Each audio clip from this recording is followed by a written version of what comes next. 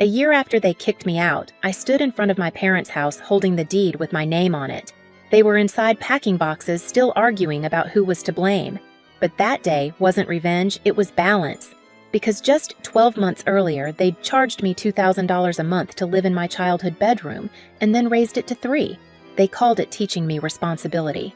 I called it the moment I stopped being their daughter and started becoming their landlord. They thought they'd taught me a lesson. They just didn't know class was still in session. I grew up in that same house, the pale yellow colonial at the end of Willow Lane, the one with the leaning mailbox and the porch swing that never stopped squeaking. To anyone passing by, it looked peaceful like a picture from a suburban postcard. But inside, there was always a quiet scoreboard running: who gave more, who cost more, who mattered more. My parents, Charles and Deborah, loved to talk about how nothing in life is free. My sister Sienna somehow never heard that part. She was the golden one, the dreamer, the girl who just needed a little more time to find herself. When she dropped out of college, they bought her a car. When I graduated top of my class, they told me not to brag. I started working right after school, long hours at a design firm downtown. My parents called it cute. They said I should be grateful to still live under their roof. I paid for my own gas, my own food, even fixed the leaky faucet Dad swore he'd get to next weekend. I didn't complain. That's not who I was. I just worked, saved, and dreamed of the day I'd have a space that was truly mine. Then came the dinner. Thursday night meatloaf and mashed potatoes. Mom's serious talk meal. I already knew something was coming by the way Dad cleared his throat before we even sat down. "You've got a steady job now," Mom said, slicing her meatloaf like she was negotiating peace. "It's time you start contributing." I thought she meant groceries, maybe utilities. I nodded. "Sure, what do you need? $2,000 a month," she said. "That covers room, board, and bills." I laughed. I thought she was joking, but she wasn't. Sienna grinned, twirling her fork. "I guess hard work really doesn't pay off, huh?" Dad didn't look up from his plate. "Your mother and I have carried this family long enough. It's time you learned what adulthood costs." My stomach dropped. My own parents charging me rent for my childhood room, while my unemployed sister and her new boyfriend, Adam, spent all day watching TV downstairs. I wanted to scream to ask how fairness fit into their idea of family, but I didn't. I just nodded and said, "Fine." Mom smiled, satisfied. First payments due on the 1st. That was it. No thank you. No talk of boundaries or understanding. Just a transaction. That night, lying in the same bed I'd had since high school, I stared at the ceiling fan, spinning slow and uneven like it was mocking me. I told myself it was temporary, just until I built something of my own. They thought they were teaching me responsibility. But what they really did was teach me how to stop asking for permission. 4 months passed like that work pay repeat. Every first of the month, I wired $2,000 straight into my parents' account. No one said thank you. No one even mentioned it. As long as the money arrived, I was invisible again. Meanwhile, Sienna slept in until noon, complained about how corporate jobs kill creativity, and called Adam her partner in manifestation. He lived rent-free on our couch, eating the groceries I paid for, calling me roomie like it was a joke. Sometimes I'd come home from the firm, exhausted, covered in paint dust, and find him lounging shirtless, drinking the last of my oat milk. "Don't glare at him," Maddie Mom would say. "He's family now." Family. That word used to mean warmth. Now it sounded like a bill I hadn't agreed to pay. I kept my head down, saving every dollar from the freelance work I did after hours. Ethan and I had started flipping a small property on the edge of town, a crumbling bungalow we bought for cheap. I told no one about it, not even my parents. It was my quiet rebellion. Then came the night everything cracked. Dinner again, always dinner. Mom had made her serious meal meatloaf, same as before.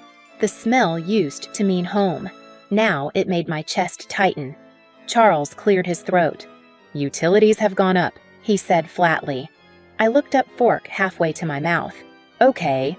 Mom folded her napkin like she was about to deliver a business proposal. "Since Adam's been staying here, food costs have increased. Electricity, too. We've decided your rent will now be $3,000. $3,000. For a moment, I thought I'd misheard. My sister looked right at me, smirking. Adam chuckled under his breath. "Excuse me." Mom took a calm sip of water. "You're earning more now, aren't you? You can handle it. We're teaching you responsibility." Sienna laughed softly. "Guess you're getting the deluxe package." The words hit harder than any slap could have. My own parents treating me like a tenant while the freeloaders got free cookies and praise. I stared at them one by one. Dad's eyes fixed on his newspaper, Mom's chin high, Sienna's grin growing wider. I could have exploded. I could have shouted every word I'd been choking down for years. But instead, I felt something colder settle inside me. "Fine," I said quietly. 3,000 it is." Mom nodded, pleased. "Good girl." I finished my meal in silence, every bite tasting like metal. That night, I sat at my desk and opened the folder from Ethan, the renovation photos, the profit estimates. We were weeks away from selling. I stared at the screen until the numbers blurred, then whispered to myself, "That's the last payment they'll ever get." They thought they'd raised the rent, but really, they'd just raised the stakes. After that night, something in me went still. Not broken, just quiet. I kept paying right on time. 2,000 became 3. No arguments, no complaints. Every transfer came with the same message, rent for the month. Mom probably thought I was finally mature. Dad bragged to his coworkers about how he'd raised a responsible daughter. Sienna rolled her eyes and said I was too uptight to ever move out. They had no idea what I was building. The bungalow Ethan and I flipped sold faster than we expected, clean design, good staging cash offer. My cut alone was more than I'd made at the firm all year. We bought another house immediately, a 3-story Victorian with crumbling floors and century-old windows. I spent every spare hour there sanding walls, drawing floor plans, hauling lumber until my arms ached.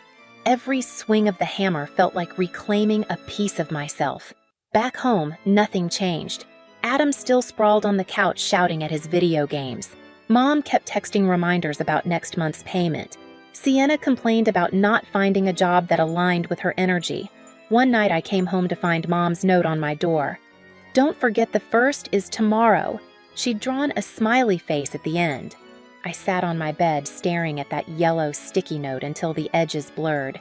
Then I picked it up, folded it once, and placed it in my drawer right beside my property contracts. That weekend, I started packing. Slowly, strategically. Winter coats. First it was July, no one would notice. Then, books I'd already read, a few pairs of shoes. I kept boxes stacked neatly in the closet behind old blankets. Every day, I took one more thing, small, quiet thefts of my own life. I memorized their schedules. Mom left at 7, Dad at noon. Sienna's boutique inventory shift every other Tuesday. Adam spent that same day at his friend's place playing games. That was my window. When Tuesday came, I called in sick to work, waited for the house to empty. By 12:30, silence filled every corner. I moved fast, 6 boxes, 2 suitcases, everything that mattered. Mrs. Perry next door waved as I loaded my car. "Moving already?" she asked. "Just a few things," I said, smiling. Back inside, I left one final note on the kitchen table, written on Mom's fancy stationery. "I've moved out. Utilities in my name will end in 24 hours. I locked the door behind me. For the first time in my life, the air felt light. They thought I was their tenant. They were about to learn I'd just become something else entirely. The first night in my new place felt strange, too quiet. No footsteps upstairs, no television blaring from the living room, no one reminding me to be grateful. Just me, a half-finished kitchen, and the hum of the refrigerator. I sat on the floor eating pizza straight from the box and laughed. It wasn't freedom yet, but it was close. The calls started 2 hours later. First Mom, then Dad, then Sienna. Dozens of them. By midnight, my phone lit up like a Christmas tree, 43 missed calls. I turned it face down and kept unpacking. Their voices left messages anyway. Madison Marie Cole. Mom shrieked, "You get back here right now. This is not how family behaves. We need that money. The mortgage is due." Dad's voice came next, low and disappointed. "You're acting like a child. Come home and we'll talk about this like adults." Sienna's was shorter. "You selfish brat."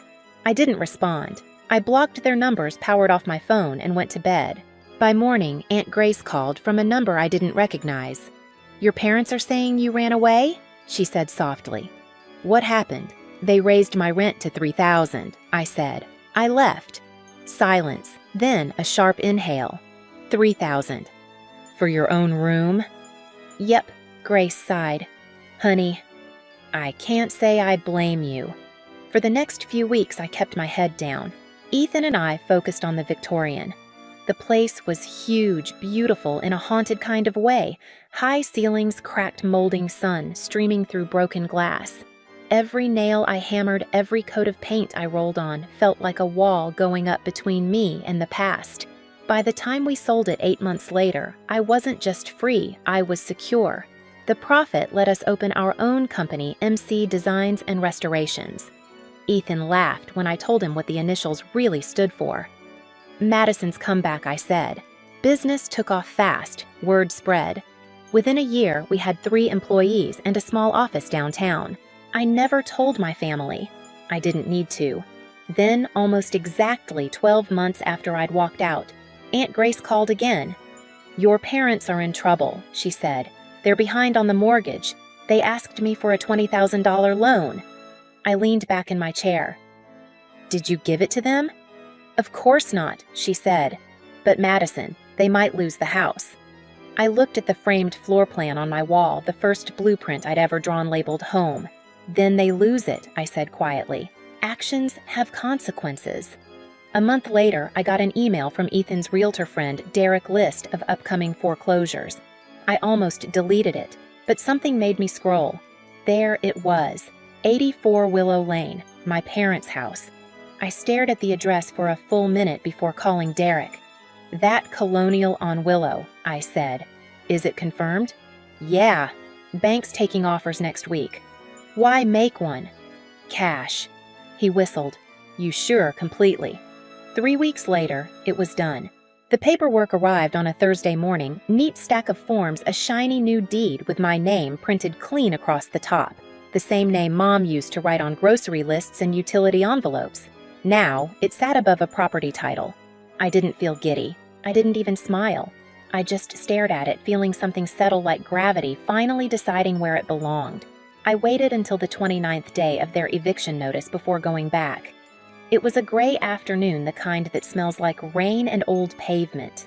A moving truck sat in the driveway, the same spot where I used to park my beat-up sedan. Mom was on the porch, arms crossed, eyes red. Dad carried boxes out to the truck, silent. Sienna stood in the doorway, watching me like I was a ghost. "You came to gloat," Mom snapped. I shook my head. "No, I came to see my property." Dad froze mid-step. "What are you talking about? I bought it," I said, holding up the deed. "From the bank." For a long moment, no one spoke. Even the air seemed to stop moving. Then Sienna laughed, sharp, bitter. You bought it. That's hilarious." I looked straight at her. "No, what's hilarious is that the bank didn't even counteroffer." Mom's lip trembled. "You can't just, I didn't make you miss payments. You did that." Dad set his box down. "So what now?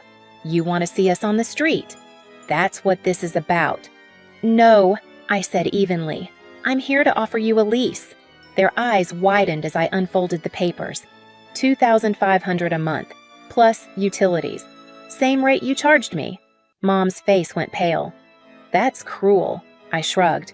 "No, that's business. You taught me that." Sienna scoffed. "You're unbelievable." "Funny," I said. "You all used to call me responsible. Looks like you were right." Dad rubbed his temples. "We can't afford that, Madison. Then you'll have to find somewhere cheaper," I said. "But if you want to stay, sign here." I held out the pen. No yelling, no threats, just silence and the ticking of the porch clock. Finally, Dad signed. Then Mom. Her hand shook. "I can't believe you'd do this to your own family," she whispered. "I can't believe you did it first," I said. Sienna grabbed the papers, scanned them, her eyes filling with tears. $50 late fee per day, fair's fair, I said.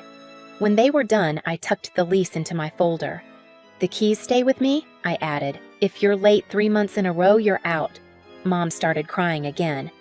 "You don't mean this." I met her eyes. "I do. Every word." As I turned to leave, she called after me.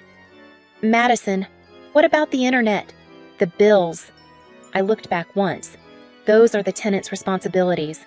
Then I got in my car, started the engine, and drove away. I didn't look in the mirror until the next light. Through the rear view, I saw them standing there, tiny figures against the house that once made me feel small. They thought they'd raised my rent to break me. All they did was teach me how to own the roof they'd weaponized. And as I drove off, the rain finally started to fall, soft, steady, cleansing. That was the day they moved out of their house. And I moved out of their shadow. 3 months later, the rent arrived on time. Every first of the month, a direct deposit labeled Cole Household landed in my account. No calls, no small talk, no "how are you?" Just money clean, emotionless, consistent. It was almost poetic. Ethan and I had grown the company to 8 employees. We were renovating 2 apartment buildings at once, designing spaces for families who reminded me of everything mine wasn't. Sometimes after long work days, I'd drive by Willow Lane. The porch light was on the lawn, trimmed the same curtains in the windows. From the outside, it looked normal again. But inside, the power had shifted forever. Then one morning, Aunt Grace called. "Your dad's in the hospital," she said quietly. "Chest pains. He's okay now, but..." Maybe visit I did. Mom was in the waiting room, shoulders slumped, eyes tired. She looked smaller somehow. When she saw me, she didn't yell. She just nodded. "He needs to slow down," she murmured. Dad was awake when I entered his room. He didn't apologize, and I didn't expect him to. He just looked at me for a long moment and said, "You did good, Maddie."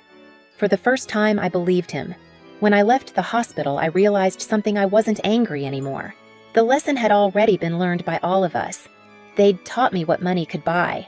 I'd taught them what self-respect costs. A year has passed since then. They still live in that house, my house, paying rent every month. Mom started a small garden in the backyard. Dad works fewer hours now. Sienna finally kept a job, maybe for the first time in her life. Sometimes I stop by to drop off mail or paperwork. We don't hug, we don't fight. We just exist, separate, balanced. I don't know if that's forgiveness. Maybe it's something quieter, something earned. People always ask if I regret it. The truth: not for a second, because family isn't about who raised you under their roof. It's about who respects you when you build your own. If you've ever had to draw that line, you're not alone. Hit subscribe for more stories like this.